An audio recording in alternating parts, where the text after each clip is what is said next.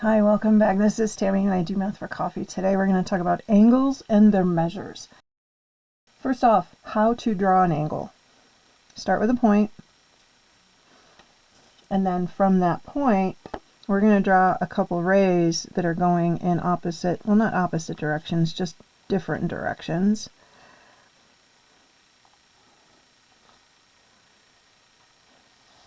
And to make sure you can tell the difference between these rays, we're going to put a couple points, one there and one there. I am going to label this point that we started with A. That's the vertex for the angle. This is the vertex for the angle, but it's the initial point for each one of these rays. This one will be B, and this one will be C, and I'm just kind of making that up. So the parts of an angle, we already got the vertex, and then we know that AB, ray AB, that's the symbol for it, and ray AC are the sides. Now the idea of the angle, these are the sides of the angle, that's the vertex of the angle, but the angle is actually this little piece right in here. And in a minute when we measure that, we're measuring how wide apart that is, very much as if you're working with a scissor.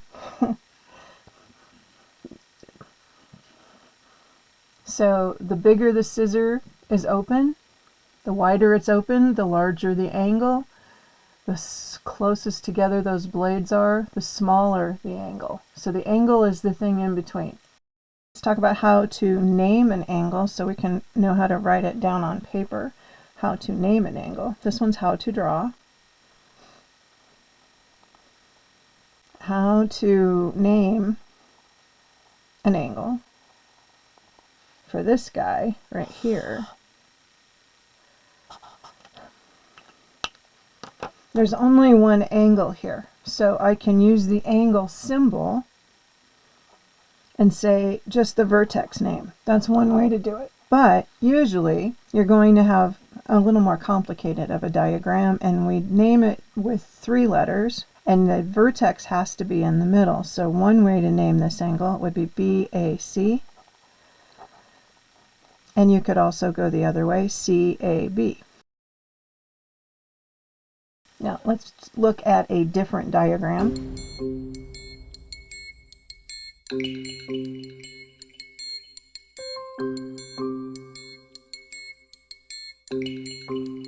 Three rays with the same initial point. That initial point is D. This will be E, this will be F, and this will be G. Now for this one, you cannot call this angle D because there are actually 3 angles that have D as a vertex. Now the first one I'm seeing is this guy right here. Now I can name this 2 different things, but D has to be in the middle. It's EDF or FDE. Angle, use the symbol, EDF or angle FDE. Another angle is right here, also has D as a vertex. And again, we can name that angle 2 different ways. You're probably already ahead of me. Angle FDG or angle GDF. And you might have thought for a second there those were the only 2 angles, but there's a third. This guy, the big one. So EDG or GDE. And that's how you name angles. Not good to use angle D. You don't want to do that one. No.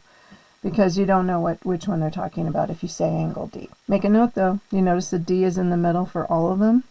That's because it's the vertex. How to measure angles. So you're going to use something called a protractor. It's this thing. Now, you probably don't have one of these in your hand right now like I do. I'll just make a little diagram right here, make a little picture of it.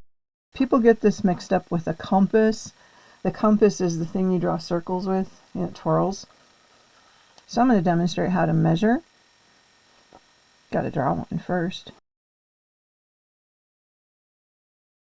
All right, so to measure this, we are going to put this, one of the sides, doesn't matter which, and your angle may not be sitting all nice like this, but you put that side and you line it up on this bottom line of your protractor. Not the bottom edge, but the actual bottom line. Your vertex goes in the bullseye right there. There it is. I'm going to take my angle that I drew and I'm going to extend that line out a bit. Normally I would just use a pencil, but for video I'll make it with a marker. Line it up, and you can see my yellow line is landing somewhere right in here. It's really close to 40, but not quite 40, not the 140, but this 40, of course, right where I have words, right there. So I'm going to call that, I don't know, 39 degrees. Okay, so I'm going to do another one down here so I won't run into the words.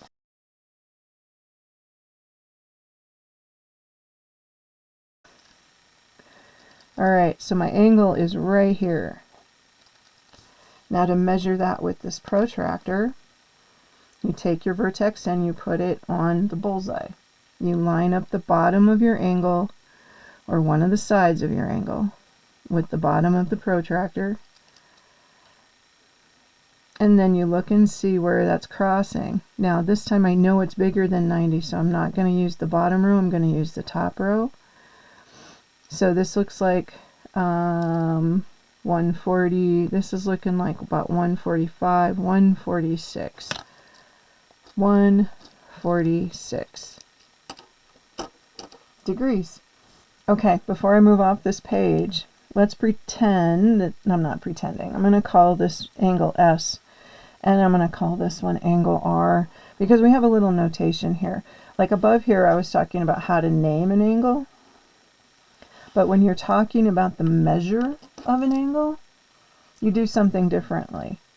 So here, if I want to say that, if I want to write down that the measure of angle S is 39 degrees, instead of writing down all those words, you use the little m, a small case m for measure of angle S equals 39 degrees. And on this one, I would say that the measure of angle R equals 146 degrees. Measure, that little m means you're talking about the size of the thing. That equals 39. If we wanted to just talk about the name of the angle is angle S. Its size, its measurement, is 39 degrees. That's just a little notation thing. We classify angles by their sizes. The first one, just draw a little angle like that, and it's called an acute angle. Acute angles are less than 90 degrees. Right angles, they look like corners, but unless you're told it's a right angle or you have a little square symbol in the corner there, that's the symbol for telling you it's a right angle. They equal 90 degrees, not 91, not 89, they equal 90 degrees. Making a big angle, the angle starts there and goes there. This is called an obtuse angle. Obtuse angles are between 90 and 180. They don't equal 90 degrees and 180 degrees. They're between them. And that doesn't just mean 91. It means like 90.1, 179.9. Those angles are called obtuse angles. And the last one looks like this. Really, this is also the diagram for opposite rays. If I have a ray that starts here and then goes this direction, and then I have one that goes completely opposite of that, My line doesn't look straight, but let's pretend it is. This is a straight angle. There's a couple ways of looking at it. It's opposite rays. It also looks like a line with a dot on it. This is called a straight angle. Straight angles equal 180 degrees. Now, if you're in my geometry class, this is the part where I try, I embarrass myself. But here's how you remember it. Obtuse. A cute little angle. You're welcome. All right, let's do some practice problems. I'm going to show you 8 problems. Check yourself and see if you get these right. Choose the wrong name for this angle. Okay, this one might be a little tricky because I forgot to tell you that if they put a little number here at the vertex, you're allowed to use that for a name. That's okay. But if you look at your choices, the one that really sticks out as being the most wrong is angle A, because A is over here on a ray. It's not the vertex. ABC is working, everything else is working. So the wrong name here is C.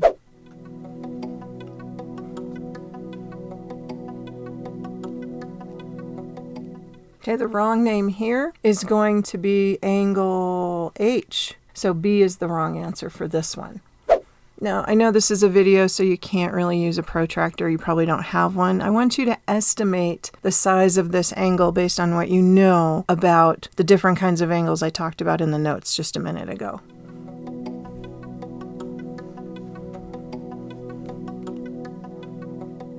This is definitely an obtuse angle. 90 degrees would be right here, so it's going beyond 90 degrees. So anything that's less than 90 degrees is not going to work here for us, so it's not going to be this. Then it's a matter of how much more than 90 degrees. Well, 180 would be a straight line, so I'm thinking the 165 and the 150 are too big. I'm going with the 130 on this one. Okay, how big do you think this angle is?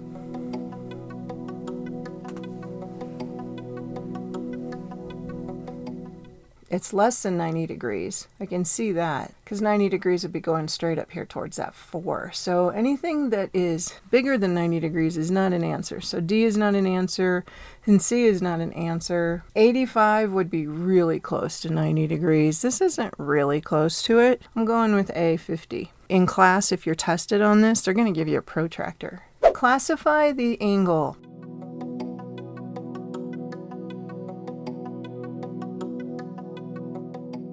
Oh, I bet you got it. That is a cute little angle. It's such a cute little angle. Do it again.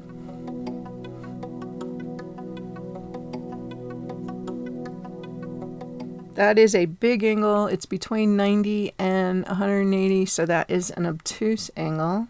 How you doing so far? I'll bet you're acing this.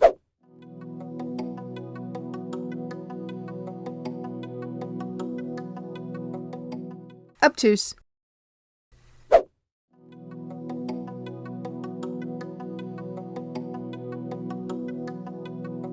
I know, it looks like a line. It doesn't even look like an angle. So remember what that is? That is a straight angle. How'd you do on this?